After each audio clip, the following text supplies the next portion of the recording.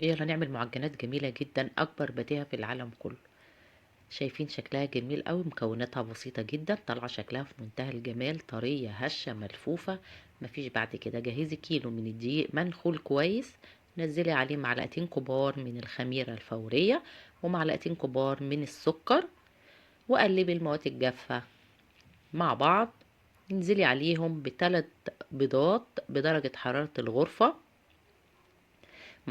المعجنات دي هتعجبكم جدا، هشة وطرية وفي منتهى الجمال.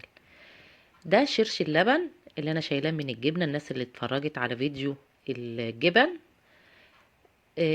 دفيت هتدفي شرش اللبن. الكيلو دقيق هنا هياخد معانا كوبايتين من شرش اللبن الدافي، ونعجنهم كويس. وبعد كده هاتي معلقتين من الزبدة بدرجة حرارة الغرفة، وانزلي بكل مكعب كده لوحده، تعجني فيها لحد المكعب ما يختفي خالص بتاع الزبدة، وبعدين تحطي المكعب التاني.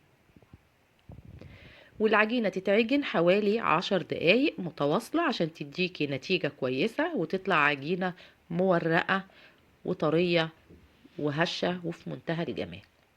عجينة نعمت معانا وبقت جميلة قوي. يبقى احنا كده وصلنا للقوام المطلوب. هنسيب العجينة تخمر لمدة ساعة. في الشتاء العجين يخمر ساعة كاملة، وغطيها بكيس بلاستيك او ستريتش وسيبيها ساعة كده. بعد الساعة بتاعتنا ما خلصت، شايفين العجينة عليت وفي منتهى الجمال وناعمة. العجينة ناعمة وجميلة قوي، لان طبعا محطوط لها زبدة وبيض وشرش اللبن اللي هو بديل اللبن.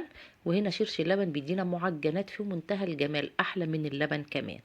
هاتي النشابة بقى بتاعتك وافرديها على شكل مستطيل، وخليها رقيقة، ما تخليش العجينة تخينة. انا هعملها على فورمة واحدة بس، عايزة تقسميها فورمتين 3 4 زي ما انت عاوزة، بس انا عشان اكسب وقت عملتها فورمة واحدة. هعمل مستطيل كبير. سمك العجينة خليه حوالي 2 ملي علشان يديكي نتيجة حلوة. هاتي بقى مكعب زبدة تاني تقريبا معلقة كبيرة، وقطعيه ووزعيه على مستطيل العجينة، وثلاث معالق كبار من السكر، عليهم معلقة كبيرة من القرفة. طبعا الحشوة هنا زي ما انت عايزة، بس انا هنا عملت الحشوة زبدة وقرفة عليها سكر. طبعا عايزة تعمليها حلو، عايزة تعمليها حادق، اللي يعجبك. لفتها على شكل رول كبير، لفيت التلتين على شكل رول، والتلت التالت عملته شرايط يعني تقريبا بعرض سنتي، وخدت كل شريطين مع بعض هبرمهم على بعض عشان يديني شكل يعني او منظر للرول اللي انا هعمله.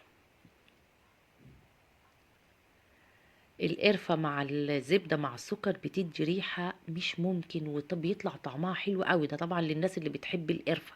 ممكن تغيري الحشوة زي ما انت عايزة، بس دي حشوة بسيطة وفي نفس الوقت طعمها حلو. ممكن تخليها حشوة حادق، تحشي جبن، تحشي فلفل، احشي اللي انت عايزاه. وهاتي بقى صفار بيضة وعليه معلقتين من شرش اللبن برضو. طبعا اللي ما عندهاش شرش لبن هتستبدله باللبن. ودهني وش الرول الجميل ده. انا حطيته بزاوية كده في الصاج عشان هو ما شاء الله طالع كبير، فحطيته بزاوية عشان يدوبك جه في الصاج. وغطيته بكيس بلاستيك وهسيبه يخمر تاني حوالي ربع ساعة. وشغلي الفرن بتاعك على درجة حرارة 200، والفرن بيسخن. بعد ما يخمر ربع ساعة حطي الصاج فوق الفرن، وهيقعد بالظبط نص ساعة. بعد النص ساعة هتطلعيه واخد لون وفي منتهى الجمال. وخليه الفرن بتاعك شغال من تحت بس، ما تشغليش الشوايه، هو هيحمر لوحده. لو النص ساعه خلصت ولقيتيه ما خدش اللون اللي انت عايزاه، ممكن تشغلي له الشوايه حوالي دقيقتين 3، لان الزبده واللبن والسكر والحاجات دي هتخلي العجينه معاكي تحمر وتاخد لون حلو. شايفينه هش وجميل وفي منتهى الجمال ومورق وعامل رول جميل جدا. لو عجبك الفيديو ما تبخليش عليا باللايك والشير والاشتراك والمتابعه. ان شاء الله يعجبكم. مع الف سلامه.